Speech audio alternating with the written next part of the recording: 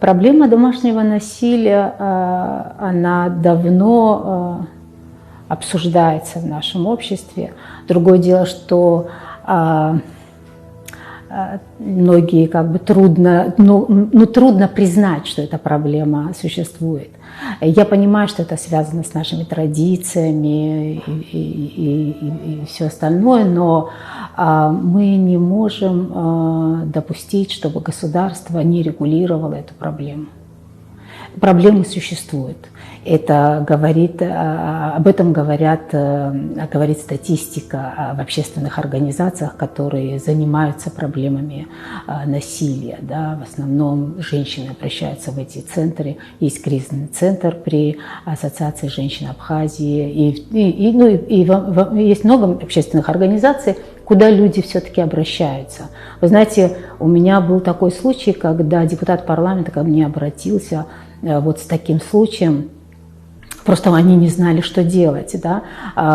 Депутат обратился уже после того, как были различные обсуждения, переговоры с родственниками, с семьей там, да, и так далее. Даже сельская, да, община как-то собиралась, но вопрос не был решен. А проблема была в том, что там просто муж избивал жену, и более того, он просто чуть ли не ставил на раскаленные угли и так далее.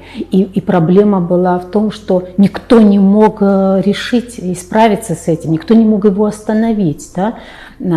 И это говорит о том, что те механизмы, которые существовали в абхазском обществе, да, при решении таких проблем, они сегодня не работают.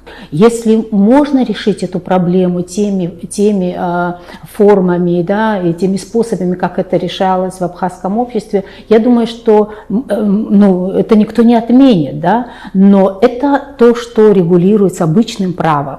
Но эта проблема должна регулироваться государством, поэтому должен быть закон. Проблема домашнего насилия, он имеет такой систематический характер, и это должно быть зафиксировано. Закон, который мы представили в парламент еще в 2020 году, до сих пор даже не рассматривался в комитете, не говоря уже о том, что он не принят. И мне кажется, что это то, что безотлагательно надо решать. Если мы знаем, что есть люди, которые нуждаются в помощи, люди, которые постоянно находятся в таком стрессовом состоянии, люди, которые беззащитны, да? Мы знаем, что такие люди существуют. И получается, что все общество как-то безразлично, так не должно быть. Не должны люди оставаться без помощи государства в этом случае. Говоря о статистике, я должна сказать, что даже в наш офис очень многие, да, обращаются женщины. Часто это связано с тем, что они страдают от насилия, и потом дети часто страдают в этих семьях. Часто это даже происходит. Дети страдают больше, потому что выясняют между собой муж и жена свои отношения, а дети оказываются, что первыми жертвами этих отношений оказываются дети. Мы должны думать и вообще благополучие в целом семьи, да? Не рассматривать, что вот в таком контексте, что это там муж и жена сами этим разберутся. Нет, мы должны рассматривать вот в таком контексте, что это семья, и там есть дети, и дети должны расти в благополучной, да, здоровой атмосфере.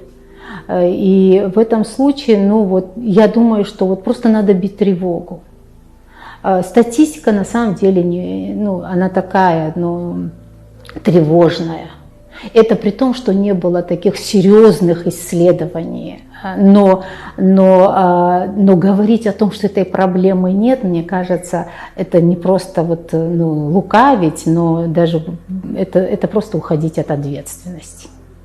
Я очень надеюсь на нынешний созыв парламента, что они вернутся к этому вопросу в ближайшее время. Слава Богу, законопроект есть, он готов, его можно доработать, никто не говорит о том, что не надо его трогать в том виде, в каком он есть, нужно принять. надо доработать, может быть, и так далее, но он должен быть принят, потому что без этого закона не может быть адекватного реагирования на эту проблему со стороны правоохранительных органов в первую очередь.